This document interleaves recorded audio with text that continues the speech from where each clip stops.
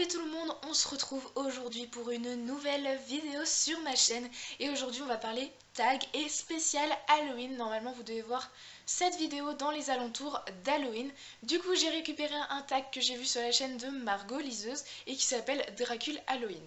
Le contexte donc pour fêter Halloween, nous sommes invités chez le cousin de Dracula. Mais ce cousin a une particularité, il ne suce pas le sang des hommes mais l'encre des livres. En tant que super lectrice, je me dois de sauver la littérature et du coup je vais devoir convaincre chaque invité de venir de mon côté afin de vaincre le cousin de Dracula.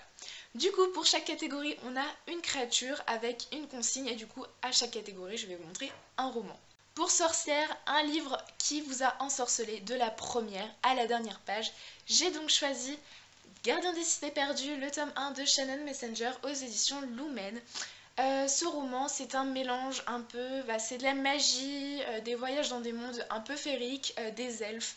C'est un roman fantastique que j'avais vraiment adoré, qui a été un gros coup de cœur et j'avais les mêmes sensations que quand j'avais lu Harry Potter.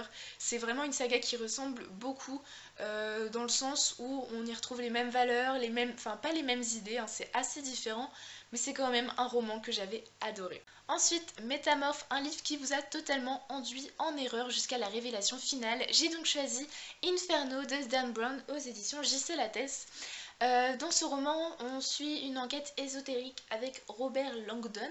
Donc c'est un roman qui va être adapté au cinéma ou qui est déjà sorti, je pense. Et en fait, pendant toute cette enquête, on se demande sur quoi, quelle va être la révélation finale. Et finalement, quand je l'ai eu, je m'étais fait plein d'hypothèses et ça n'a pas été les hypothèses que je m'étais faites finalement.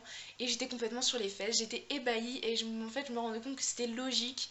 Et c'était vraiment génial et vraiment la révélation finale m'a complètement retournée.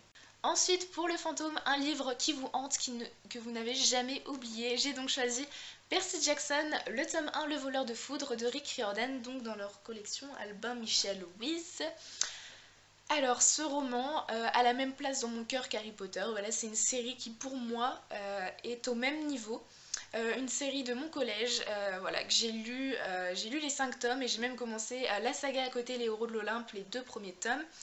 Voilà, on a un mélange d'humour, des personnages attachants, on a une mythologie grecque qui est vraiment top, qui est super bien exploitée, et voilà, une plume qui se lit extrêmement bien. Voilà, c'est vraiment une saga jeunesse que je vous conseille si vous ne l'avez jamais commencé. Je me dis qu'après 15 ans, peut-être que ça va faire vraiment, peut-être un petit peu trop jeunesse pour vous, mais tentez le coup quand même parce que c'est vraiment une saga génialissime. Ensuite, Loup-garou, un livre à ne jamais lire la nuit. Il s'agit de Bird Box de Josh Malerman aux éditions Le Livre de Poche, collection Orbit. Alors ce roman, je vous en ai parlé dans mon dernier update lecture. On est dans un monde apocalyptique où on ne peut plus sortir dehors en ouvrant les yeux, sinon on est pris de pulsions meurtrières et suicidaires qui sont assez sympathiques. Voilà, ce roman, je l'ai lu dans le bus, le matin en me levant, voilà, mais jamais le soir parce que c'était juste impossible.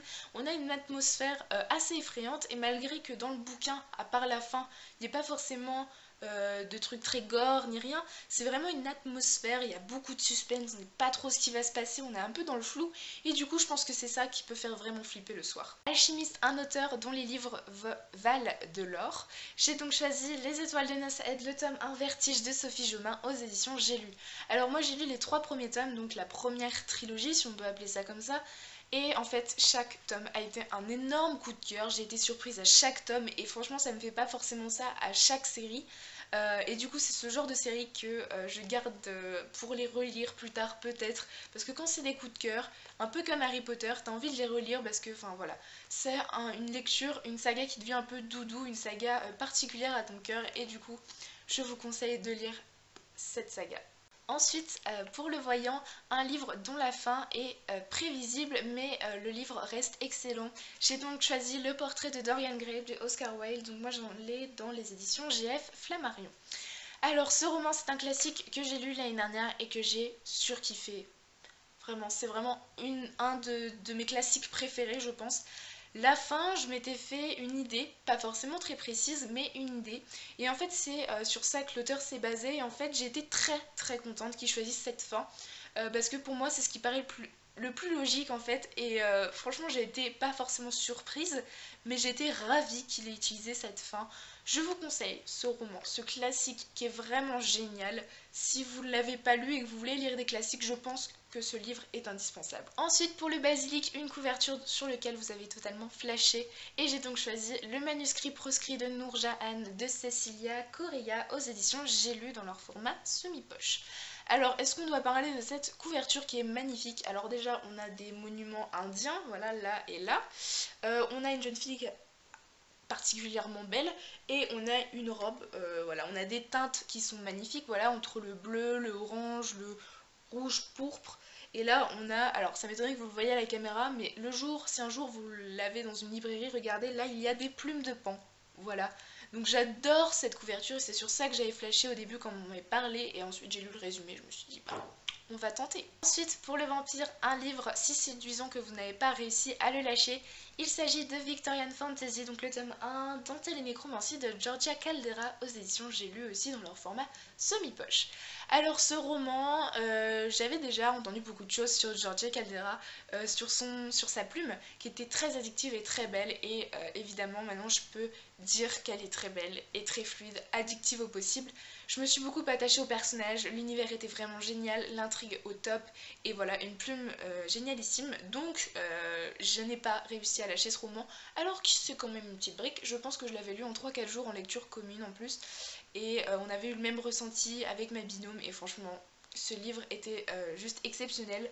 Je vous le conseille si vous avez lu Les Larmes Rouges et que vous voulez lire un autre de Georgia Caldera. Je pense que je peux vous conseiller Victorian Fantasy. Si vous n'avez pas lu Les Larmes Rouges et que ça ne vous tente pas, si vous êtes plus passionné par les sorcières, tentez ce roman-là. Ensuite, Magicien, un livre dont l'écrivain est un véritable génie des mots. J'ai donc choisi Memorex de Cindy Van Wilder aux éditions Gulfstream dans leur collection électrogène. Première fois que je lisais un roman de Cindy Van Wilder et je peux vous assurer que j'étais totalement surprise par son écriture qui est vraiment génialissime et que j'ai hâte de retrouver dans la saga Les Outrepasseurs. Ce roman avait été un coup de cœur, si je me rappelle bien. Et j'avais vraiment adoré, je vous le conseille énormément, juste pour la plume de Cindy Van Wilder, même si l'intrigue est vraiment top. Ensuite, pour l'araignée, un univers aussi bien ficelé et vaste qu'une toile d'araignée, j'ai donc choisi évidemment Une Bresse sous la cendre de Sabah Zahir aux éditions Pocket Jeunesse. Donc là, je les ai en épreuve non corrigée, donc c'est normal que la couverture elle soit un tout petit peu voilà, différente. Mais j'avais adoré ce roman, un de mes gros coups de cœur de l'année 2015, et vraiment, voilà, c'était génial.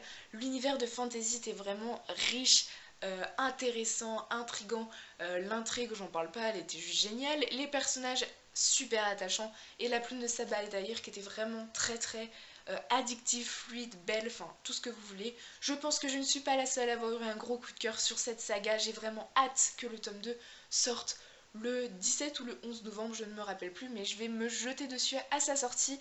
Mais voilà, je n'ai qu'une hâte lire le tome 2 et je la vous conseille énormément. Ensuite, Citrouille, un livre dont l'ambiance évoque parfaitement l'automne. J'ai donc choisi Les 4 filles du Dr March de Louisa May Alcott. Donc moi, je les ai dans leurs éditions Folio Junior.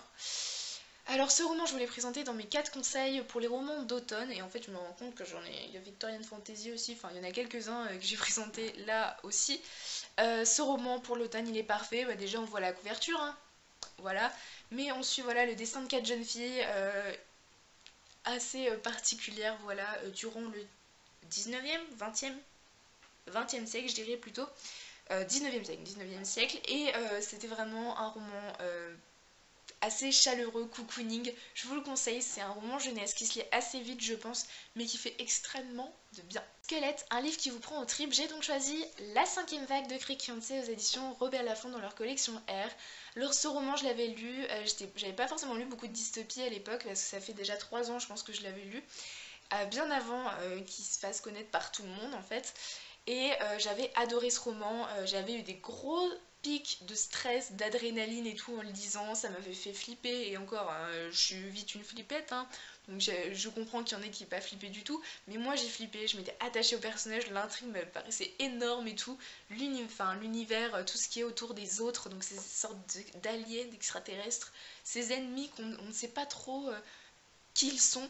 J'avais vraiment adoré ce roman, je l'avais lu en 3 jours alors que ça reste tout de même une petite brique, mais je vous le conseille beaucoup si vous aimez les dystopies, enfin pas trop les dystopies, plutôt les apocalyptiques. Voilà, j'espère que ce tag vous aura plu. Je ne vais taguer personne parce que c'est pour le plaisir que vous le faites. Si vous voulez le reprendre, n'hésitez pas, je vous mettrai toutes les instructions en barre d'infos ainsi que toutes les références des livres dont je vous ai parlé. Du coup, je vous souhaite un très joyeux Halloween et je vous souhaite de très bonnes lectures et je vous dis à très bientôt dans une prochaine vidéo. Bye!